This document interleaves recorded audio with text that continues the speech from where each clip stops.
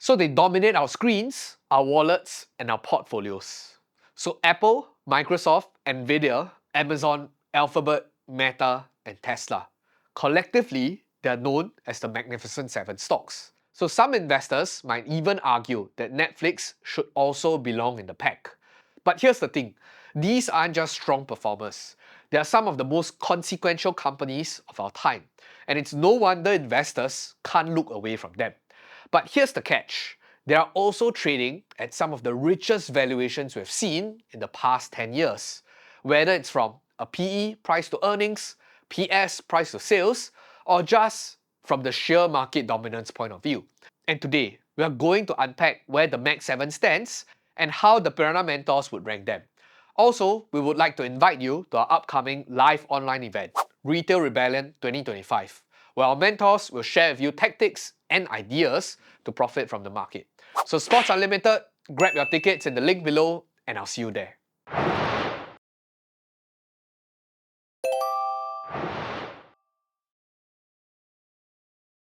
So we have the 7 companies, Amazon, Meta, Google, or the parent company Alphabet, Nvidia, Microsoft, Apple, and Tesla. And I think sometimes it's part of the conversation of whether you include Netflix into the picture as well. So I think specifically for them, I think I did a quick search into understanding where they're currently sitting at in terms of their market cap, their size, their growth rates and stuff. Actually, there's quite a bit of commotion around in an all-time high market today especially. People really don't know how they can swallow 30 times, 40 times price to cash flow and stuff. But I think justifiably so, because they actually are doing most of the heavy lifting in terms of both the growth and also their earnings per share contribution to the S&P 500. So open the discussion here and to see how you guys would rank the Mag 7 or in this case the Mag 8, and how would you tier their valuations, how would you look at these companies' potential investment or trading opportunities. So I think just to get the ball rolling, maybe you'll get Elson to share, how would you actually rank them? Okay, right now I think Nvidia and Apple has the highest market cap. But in the next 3 to 5 years, I would see that Nvidia will still remain one of the top companies among the Mag 7. I would see that Tesla will move from the lowest, around 1 trillion market cap, to match Nvidia market cap and become the top 2 among the Mag 7. So that's meaning to say you'll rank Tesla and Nvidia as first. As the A tier. What about the other 6 companies? The other 6 companies, I think they will still be in the B tier. Then I will rank Netflix as the last tier. Any reason why? I think that the 6 companies, right, all of them have survived for many years and they have strong pricing power and strong moat. And I think they continue to do well. I'm not saying that only Tesla or Nvidia do well. I think all of them will do well, but because Nvidia and Tesla is actually breaking into new frontier in AI, robotaxis, especially for Tesla, robotaxi and humanoid robots.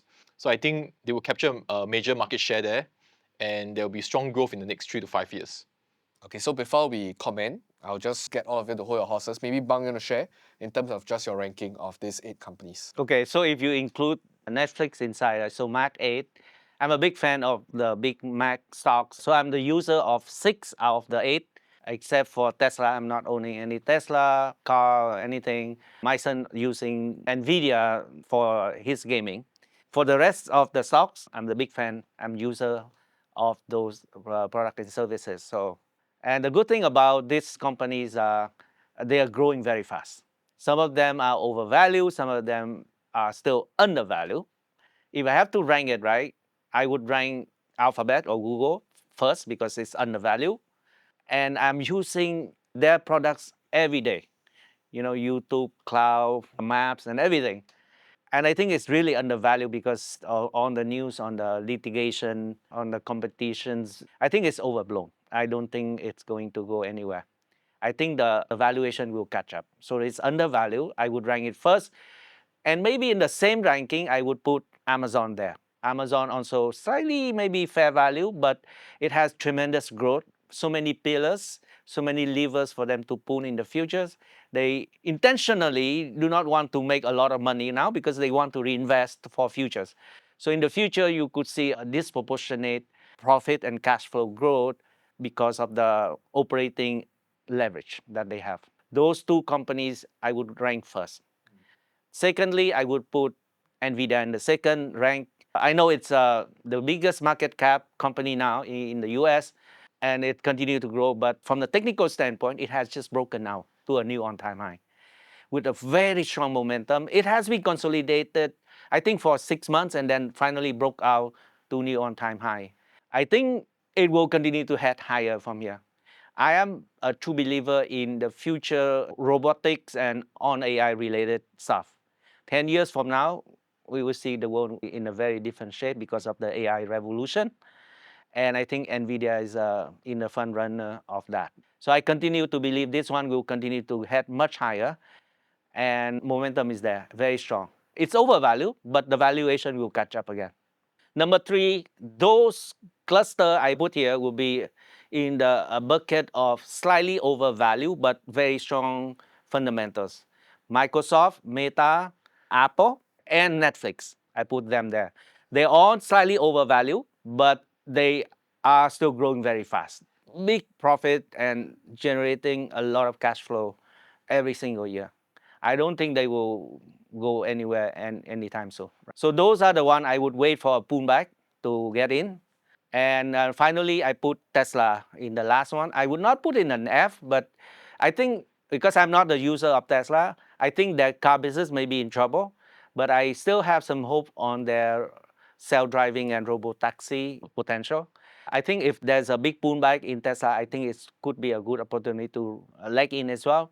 Now, the good thing about all those big cap stocks, they have very good option premiums. So that allows me to trade in different strategies, but I prefer to use calendar spread again because these are the stock that is perfect for calendar spreads. And I will use some of them as example in my upcoming webinar, Retail Rebalance. I could feature some of the trades potentially on those stocks as well. Yeah, so those are the one I would rank. Okay, thanks, Bang. Adam, what about yourself? Okay, so before I talk about ranking, let me just comment about valuation. So some people think that the Max 7 is very expensive, overvalued, right? But remember, don't be misled by PE ratio because PE ratio can be very misleading. So the true way to value a business is all the future cash flow it can generate, discounted to present value. So the most accurate is to use a discounted free cash flow valuation model.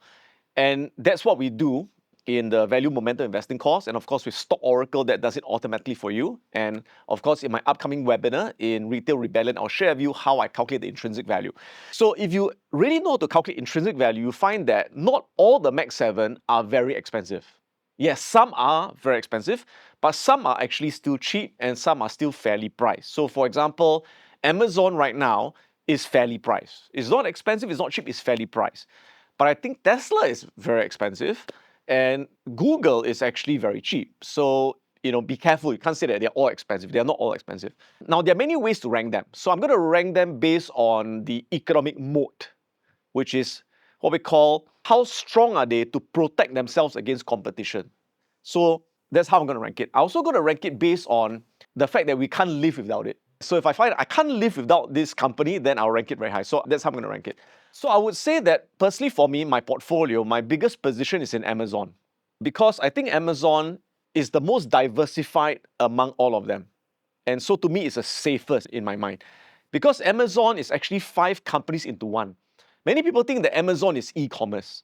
No, that's just one of their business. So we know they are number one in e-commerce, but the e-commerce business is a very low profit margin business for many years, very low profit margin. But now that's changing because as you know, they are replacing a lot of the factory workers with robots. And their plan is eventually 90% of the factory workers are all robots. When that happens, their profit margin is going to double and triple. So the e-commerce business will become very profitable and the market has not yet priced that in. So that's their first business. Their second business is their cloud computing business. That is their most profitable business right now. So cloud computing, what is it? Basically, the entire Netflix business is built on Amazon Web Services. And in fact, if you read Netflix financial statements, they've got a risk disclaimer. They said that if we have to ever leave Amazon and migrate, it'll take us 3 years to migrate. Do you think Amazon can afford to be down for 3 years? No, they can't even afford to be down for 1 day. So in a way, Amazon has got them by the bees. So Amazon, if they want, they can raise whatever price Netflix got to pay. I don't know if you heard of Figma. right? Figma is going to IPO. Adobe wanted to buy Figma, but they couldn't, right? Do you know that Figma is also on AWS? And Figma pays AWS 300,000 a day on the cloud hosting fees, right? Disney Plus is built on AWS. So if you think about it, right, is Amazon a company that we can't live without? Yes. Because without Amazon, there's no Netflix. With no Amazon, there's no Disney Plus. A lot of companies around the world will not be able to run without AWS. The third is Amazon's advertising business, which is the fastest growth. Now Amazon's ad business has overtaken YouTube already and is growing at 20-30% a year. So that is another unappreciated growth engine. Their fourth business is their Amazon Prime membership, which I think there's 300 million members, of which I'm also a member, right? And that comes with all the Prime videos and all that. That is not a big money generator, but the membership is very sticky. The fifth is Amazon Logistics. So Amazon Logistics recently is now bigger than UPS and FedEx combined. And they're only slightly behind the US Postal Service. So that's why Amazon is my number one. It's very diversified and there's a lot of potential explosive growth that is not built into the stock. And don't forget they have the satellite business. The satellite business is now the sixth business that's coming up, right? They're going to compete with Starlink. The rest is a bit hard to rank which is better. It's like asking me which of my daughters I love more because I love them equally. But they all have their own strengths. So I would say then the second tier, which are all equally strong, would be like Alphabet, Google. Again, I can't live without YouTube. I can't live without Google Maps. I'll be lost every day. And a lot of people, your Android in your phone is also owned by Alphabet. Meta. My whole business will not exist without Meta because we use Meta to generate leads and all that, right? Facebook, Instagram, and WhatsApp. We can't communicate without that. So we can't live without Meta, at least in our part of the world, right? I can't live without Apple. But to be fair, there are many people who can live without Apple, right? But I can't live without Apple, right? I'll rank Apple slightly lower. Apple, in a way, has become a utility that the growth is a lot lower. So I don't see that much more explosive growth in Apple in the future unless they suddenly innovate some special eyewear that we don't know yet. So Apple, I'll rank slightly below Google and Meta. Now, where I'll rank Google, Meta together would be Microsoft as well. So I think a lot of people can't live without Microsoft. I also cannot live without Microsoft. And Nvidia, also same rank. So Nvidia, Meta, Google, Microsoft, all rank number 2. Now, many of you may say that I don't buy Nvidia. Yes, you do. Nvidia is in many things that we use. We know that the next thing is robots. In 1986, I think Bill Gates said that there'll be a computer in every home. People say, oh, you're crazy. Now you've got a computer in every pocket, right? So recently, I think it's Sam Altman, if I'm not wrong, from OpenAI. He said that in 10 years, there'll be a robot in every home to do the dishes, to be a companion, right? The robot industry is so competitive, right? Tesla make robots, Amazon make robots. It's going to be very competitive, right? But all these robots will need NVIDIA chips to run. And NVIDIA has got the top robotic training platform, which is Groot and Isaac Labs, to train robots in the simulated environment. Next thing, autonomous vehicles. We've got Waymo, owned by Google, versus Tesla. Who's going to win? We don't know. But again, all this requires NVIDIA chips. So whether it's autonomous vehicles, is it robotics, is it AI, is it agentic agents, you need NVIDIA. So that's why NVIDIA is ranked number 2. So number 3 I mentioned was Apple. Netflix, I'll put on the same level as Apple. Netflix, I would say, is my one regret. Okay, I never bought Netflix and I should have. The only reason I didn't buy that time was I was afraid that they spend so much capex on content that I didn't know whether it was sustainable. And also, they've got competition with Disney Plus, with Warner Brothers. So I thought they had a lot of competition, but in the end, they still beat all of them. But I'll still put Netflix number 3 because I still think Netflix does have competition. And can you live without Netflix? My wife cannot.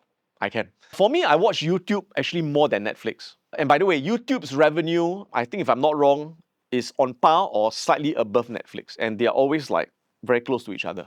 Tesla, I'll put last. And I think Tesla has a lot of competition, right? If you look at their EVs, they've got so much competition by BYD. It's so competitive. If you look at their energy storage, also there's a lot of competition. If you look at their robo-taxis coming out, again, there's competition with Waymo and with Uber and stuff like that. So there is competition. And again, you can live without it, all right? Yeah, so that's how I rank it. So if you're enjoying this, go ahead and give the like button a gentle poke and hit subscribe so you don't miss more market related content coming your way. So just a very quick sum up in terms of how you guys did your rankings. So firstly with Elson, I think mostly you did the ranking based on potential. That's why you have Nvidia and Tesla as the ones that are more oriented in the future. Then for Bang, I think from my own perspective, I think you rank them based more on current valuations and also in terms of momentum, looking at how you can potentially trade them. And lastly for Adam, I think you rank them mostly about from mode, competition, and things that you cannot live without. So that's why you have your rankings. Maybe I'll just get the ball rolling, right, and start off this discussion. I'll try to argue from the perspective of Elson, right? I completely agree that when you look at valuations of companies, you look at all the potential free cash flow you can generate, and then you discount backwards. And a lot of the arguments for Tesla is that it has such a bright future ahead. You have robotics, you have robotaxi, it's going to disrupt the entire transport industry. Two questions. I think one, do you not buy into the argument? Number two is there not even a small exposure for that small percentage chance that maybe it could really disrupt the entire transportation industry? So I remember, reading about Warren Buffett, and Warren Buffett has got these things that there are some stocks that are just too hard to value. That's just too hard to understand. So to me, Tesla is in that pile called the too hard to understand pile. Now, again, remember there are two ways that you can value a stock. One is through narrative and say, oh, this stock can change the world, this stock can da da da. That's one way. A lot of Tesla's valuation is based on that narrative. I'm not saying they can't, they could, right? I mean, Elon's a genius, okay? He could do that. But the point is that if they do that, it's really, in a way, baked into the stock because the stock's selling at, I don't know, is it 200 PE, right? So what you're paying for is assuming they can do it already. But they've not done it yet. So you're paying for the narrative, not for the existing cash flow. But if I look at Google and Amazon's share price now, an intrinsic value is based on their current cash flow, what they're actually doing, and not what they could do. So could Google's Waymo lead the robotaxi? Maybe, I don't know. But I don't put it into my valuation. So if it does, it's like bonus. If it dies, who cares? Same thing when I bought Meta. When I bought Meta, their metaverse thing was the narrative. But I never included it into my valuation. So to me, if the metaverse all die, I also don't care. Because Meta's worth is based on the ad revenue today. So I like to buy companies where my intrinsic value is based on what they can already do. And whatever dream in the future is like, it's a bonus. If it doesn't happen, it doesn't matter, right? But to me, Tesla is like their valuation, a lot of it is based on that bonus thing. So if it happens, good. If it doesn't, then how? Then half the stock is gone or 80% is gone. And of course, the other thing is that as much as I admire Elon for being a genius and being a visionary, but if I buy Tesla stock, it's like I marry a woman who has got 6 other husbands. I've got to share him with his boring company, with his SpaceX, and I don't get his full attention. So why would I want to marry a man that doesn't give me his full attention, right? And also he's thinking into politics now. So could we make a lot of money from Tesla? Of course you can. Of course you can. But it's tough money lah. So to me, I was like, why don't we make money the easy way rather than the difficult way, right? I think you speak from the investing standpoint, and that totally makes sense, right? From the trading standpoint, we could have a very different point of view. The stock fundamental can be lousy, but it could still be a good trading vehicle for us. By the way, let me add on to that. I do trade Tesla. There's a difference. So I don't invest in Tesla, but I do trade Tesla. So there are times when I would buy Tesla, but I put a stop loss and I get out once I hit the profit targets, and I do trade credit spreads on Tesla as well. So Elson, from your perspective, I think looking at Tesla's price action, have you been or will you be trading Tesla as well? Since you ranked it quite highly, both from a fundamentals narrative perspective and from a price action point of view. I think I agree with Adam that Tesla has a very strong narrative, but there could still be a chance that the narrative may not work out as well as what most people think. So how do I protect myself in this kind of scenario is, I don't just buy the stock because of the narrative. I will look at the price action strategy structure to get in, because this will enable me to get in with a good risk reward. So if I know that I got a good risk reward and I go in with a calculated risk, I don't mind taking the bet that the narrative could work out well in future. And then for such stocks, I will not exit with a fixed risk reward, like for example 1:2, because I don't want to shortchange myself if indeed the stock do well. So I'll be going for what I call discretionary exit. And if indeed the stock do well, Tesla managed to execute on robotaxi, they changed their entire business model to become a SaaS model. Right? I think the revenue that's going to be generated from robotaxi and even ultimately humanoid robots will be a very high percentage of their entire business as compared to EV right now. So if that works out, then I think my risk reward is going to be very high. So I'm going to take it from a trading perspective. Yeah, and for me, I would probably trade Tesla as well. All right. So same like here, I will enter, but I will put a stop loss there. Right. It's like I said, trading is like a one-night stand. You gotta get in with protection, right? Actually, if I had to pull out the stock chart of Tesla over the last 3 to 5 years, right, the volatility is pretty incredible. I mean, when compared to the other of the Max 7 names. So it feels to me like that high amount of vol feels like a wet dream for traders. So actually, Bang yourself, have you been trading Tesla? Yeah, I do. I classify Tesla in the same bucket with gold and Bitcoin. So those three things have one thing in common. I don't know the valuation of those. Gold, I don't know what's the value of gold. I don't know what is the value of Bitcoin, and I don't know what's the value of Tesla. But they have a very good premium for me to trade. I mean, in terms of option premium. It's a good vehicle for trading, and I don't really care about the valuation of those. And then one thing I know that there are always a big group of fans for those around, at least for many years to come. I mean, people will not going to aboard, Tesla or Bitcoin in the near term. There's always some hardcore fans around to support it. So as long as I think those will not going to go to zero tomorrow, then I can still trade. So Elson, for yourself, when you do price action trading, do you actually care about fundamentals or purely just price action structures? I think if a stock has very strong fundamentals but doesn't fulfill my criteria for a bullish setup, I will not take the trade. However, if it fulfills my bullish trade setup, there's a strategy structure for me to take on the trade and it's fundamentally good and it has a strong narrative, right? This will give me a much higher conviction to hold on to the stock for higher gains. I do look at fundamentals from time to time, but this is not the ultimate factor whether I will buy or even exit. It will be based on the technicals and the price action. I think it's quite interesting. We both use fundamentals and technicals, but I think the priority depends on how you're approaching it. So for an investor perspective, 90% of my decisions are fundamentals, 10% are technicals. And I think for trading is the opposite. It's like 90% of the decision is technicals and 10% is the fundamentals. So there are stocks that I like even last time when I traded Palantir, Tesla, Bitcoin, and many of the cryptos. But when they doesn't have a bullish PEM structure, I will just stay out and really wait until the structure comes in. Then I'll take on a trade with a good risk reward. So in my upcoming webinar in the Retail Rebellion, I'll be sharing with you guys how the retailers can get the same advantage as the big boys, the market makers. And I'll be specifically sharing with you guys this very generic form of market manipulation called bull traps and bear traps, and many examples of how I make millions of dollars in the stock market and also in the crypto market.